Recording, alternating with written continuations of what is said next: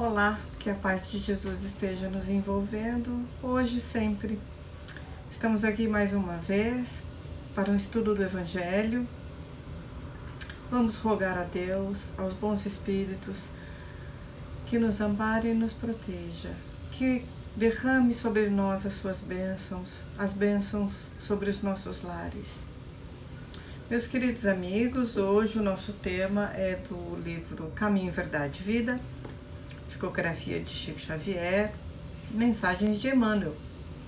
E hoje o nosso tema é, vamos lá, capítulo 49, Saber e Fazer.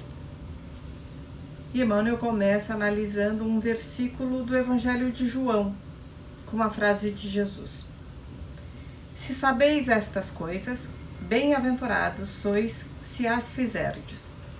Está em João capítulo 13, versículo 17. Os versículos anteriores desse capítulo, João narra aquela cena em que Jesus se reúne com os apóstolos na última ceia e ele lava os pés dos apóstolos. E nessa cena Pedro diz assim: mestre, eu não vou deixar que você lave meus pés, não tem cabimento, você é o mestre.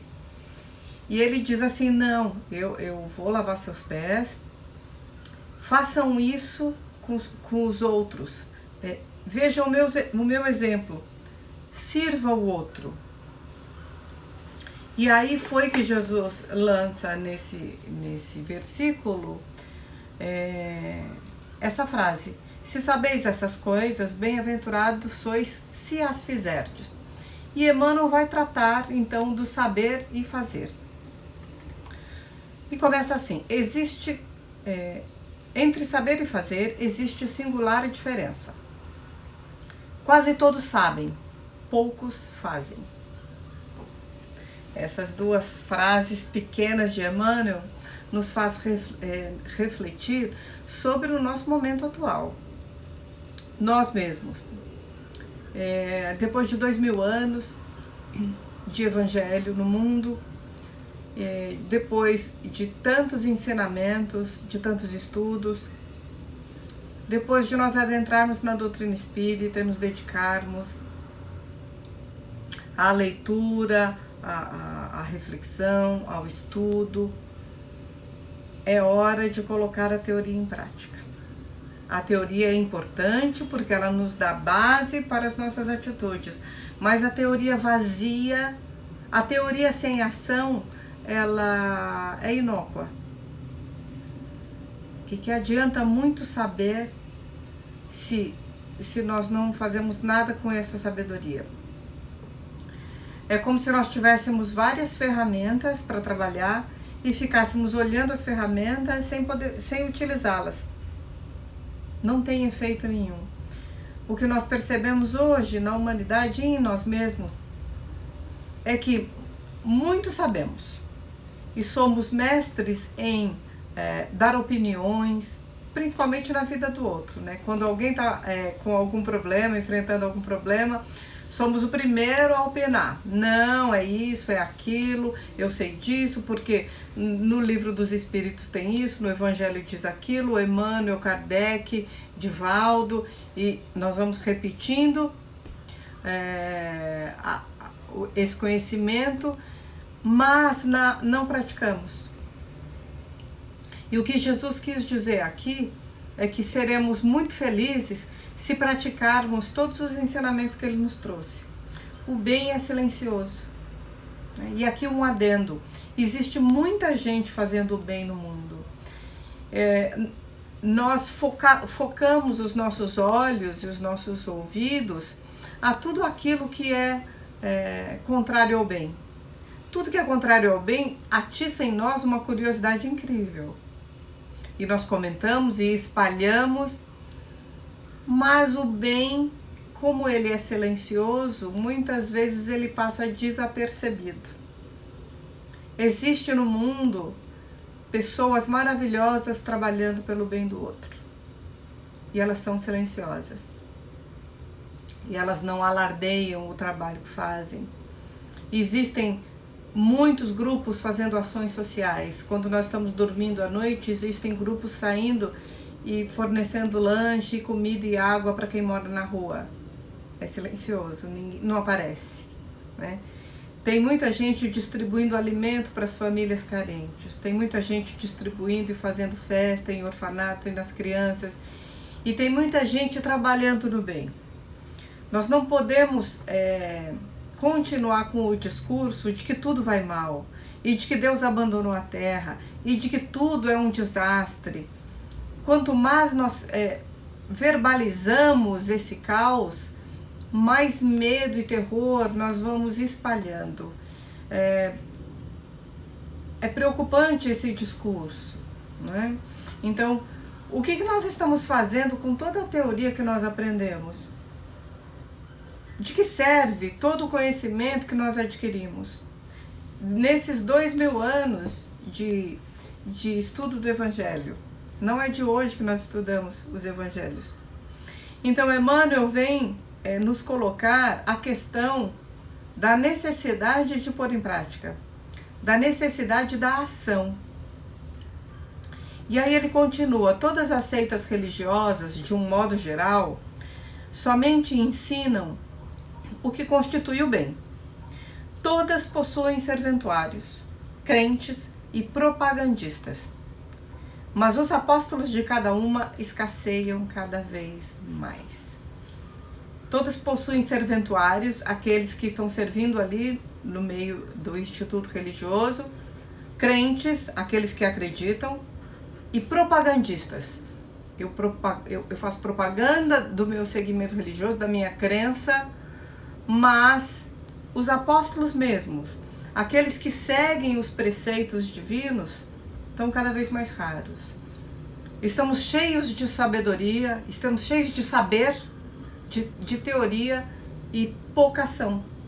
Dentro mesmo do nosso círculo de amizade, do nosso círculo de trabalho, do nosso círculo familiar. Muitas vezes nós queremos dar lição de moral para os outros,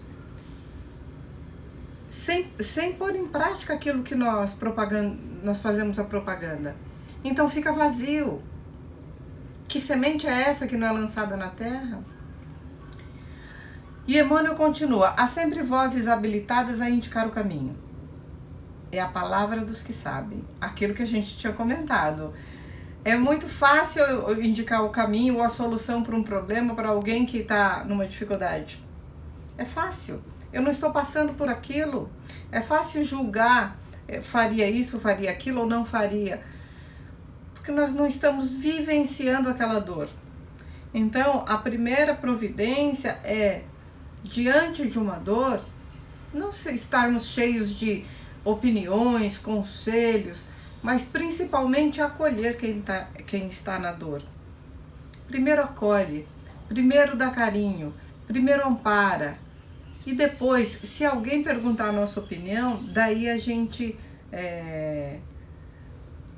transmite aquilo que a gente tem conhecimento. O conhecimento sem atitude é vazio. Raras criaturas penetram valorosamente a vereda, muitas vezes em silêncio, abandonadas e incompreendidas. É o esforço supremo dos que fazem.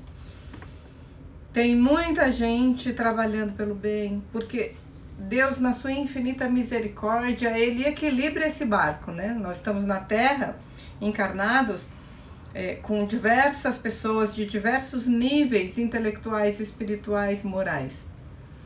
Mas o Pai é muito sábio, Ele equilibra as vibrações, Ele equilibra toda a atmosfera espiritual.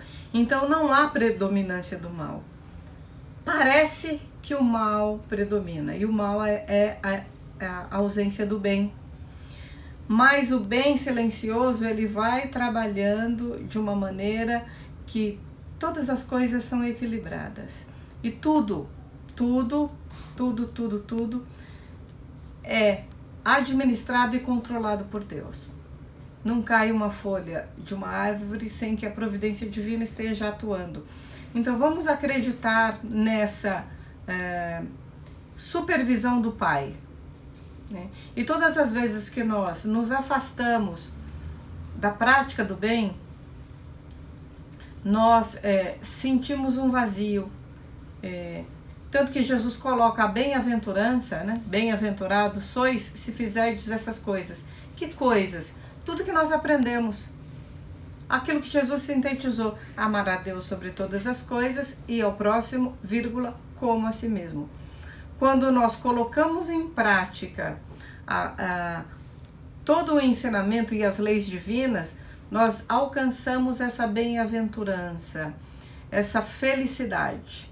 Então, a nossa felicidade está intrinsecamente ligada ao bem-estar do outro. Quando nós entendemos o contrário, né? Nós buscamos as satisfações íntimas, em todos os sentidos, nós buscamos a satisfação das nossas paixões, dos nossos desejos materiais, equivocadamente entendendo que isso seria a nossa felicidade. No entanto, o vazio continua, porque a felicidade só vem quando eu trabalho, eu coloco em prática, eu propago, eu coloco em prática as leis divinas, quando eu trabalho pelo outro.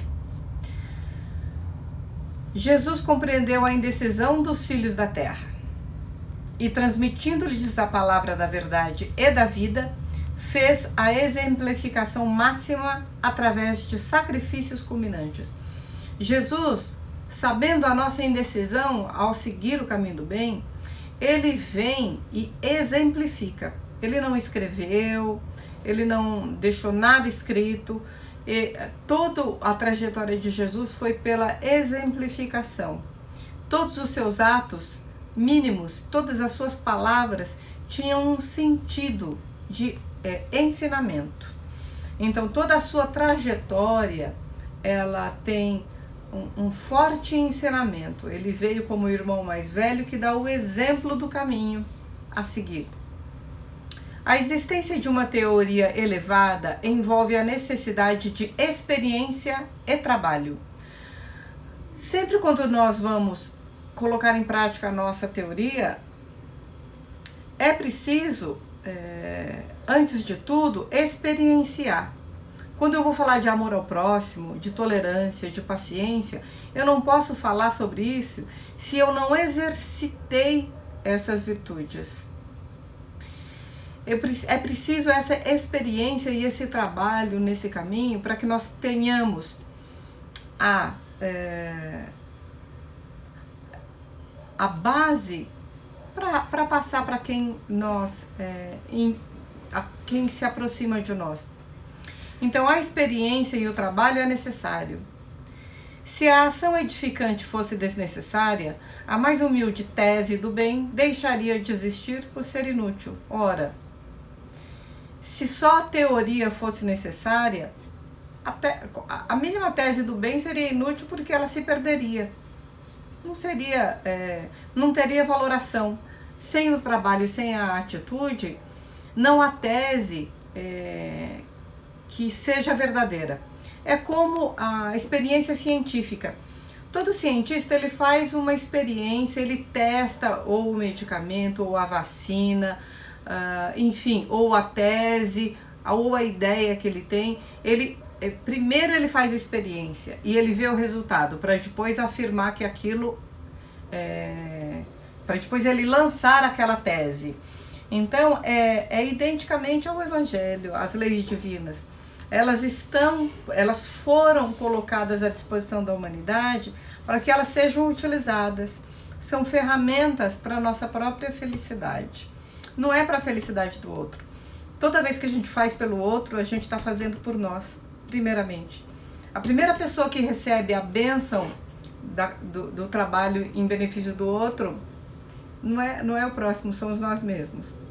E isso a gente só vai averiguar com a experiência. Então, a partir desse presente momento, façamos a nossa experiência. Façamos os nossos experimentos com as leis divinas.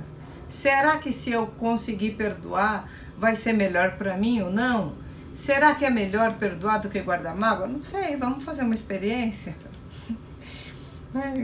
Será que eu trabalhar pela felicidade do outro, eu vou ser feliz? Não sei, vamos fazer a experiência? Vamos colocar em prática essa ação? João assinalou a lição do mestre com sabedoria. Demonstra o versículo que somente os que concretizam os ensinamentos do Senhor podem ser bem-aventurados. Aí reside no campo do serviço cristão a diferença entre cultura e a prática, entre saber e fazer. Estamos cheios de teorias maravilhosas e a teoria é muito linda, mas se ela não for colocada em prática, ela é um livro na estante, né? O Evangelho é um livro na estante, ou o Evangelho são frases e passagens do mestre decoradas, né? E muitas vezes nós analisamos as passagens de Jesus e dizemos: que lindo, que maravilhoso, como me enche o coração ler tudo isso. E o próximo passo? Né? O que eu faço com tudo isso? Né? Lembrando de que Jesus mesmo disse: a quem mais é dado, mais será cobrado.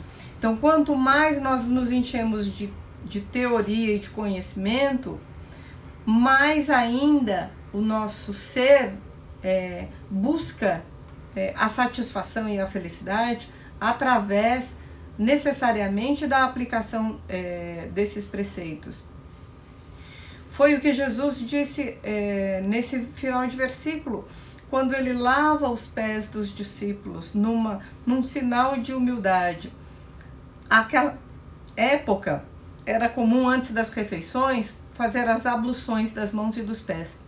Então era lei mosaica lavar as mãos e os pés antes de cada refeição. E quem fazia isso eram os escravos, eram os servos. E Jesus, numa pedagogia maravilhosa, ele pega a bacia, cinge a cintura com a toalha, põe a outra toalha e vai lavar os pés de cada um dos discípulos. E ele diz assim: façam para os outros o que eu estou fazendo aqui. Então, ele quis dizer que os discípulos, os seus discípulos, o trabalho dos discípulos seria servir a humanidade, servir ao outro. E é isso que esse versículo e esse capítulo do saber e fazer vem nos alertar.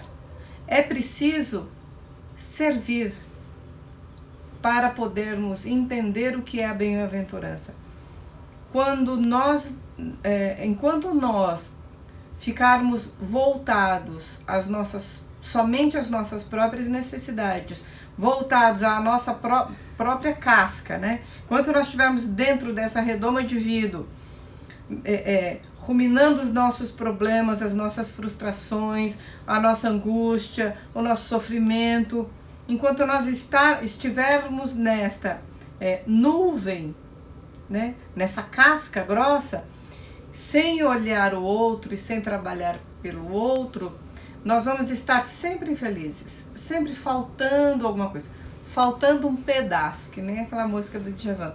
Sempre vai faltar um pedaço dentro de nós, porque todos nós somos filhos de Deus, filhos de um mesmo Pai, e nós fomos criados, nós estamos nessa cadeia evolutiva para sermos felizes, né? Então a felicidade é inexorável. A lei do progresso moral e espiritual, ela é uma linha contínua, né? Nós não voltamos para trás. Então, cada vez mais nós sentimos dentro do nosso coração a necessidade de buscar essa satisfação íntima, essa felicidade. E uma das 1000 maneiras de nós encontrarmos essa satisfação, a maneira mesmo o caminho certo, a ferramenta para essa felicidade é o serviço ao próximo. Então, todas essas teorias que nós já temos, o saber que nós já temos, ele precisa ser colocado em prática. Para quê? Para que a nossa passagem neste mundo e no círculo em que nós estamos vivendo, ela tenha algum sentido, qual é o sentido, como é que nós estamos passando pela vida? Somente voltada às coisas materiais? Somente voltada às satisfações do plano transitório? Porque o plano material é transitório. A matéria, ela se desagrega com o tempo, ela se desfaz e vai formar outras matérias. Só o espírito, o ser, ele é eterno. E então, quando nós voltamos as nossas forças e as nossas atitudes somente para o que é externo e material, nós nos desequilibramos espiritualmente, né? O que hoje nós estamos vendo na humanidade, principalmente nos jovens, a falta de afeto, a falta do trabalho cristão, a falta de amizade, a falta de companheirismo, a falta de amor realmente, né?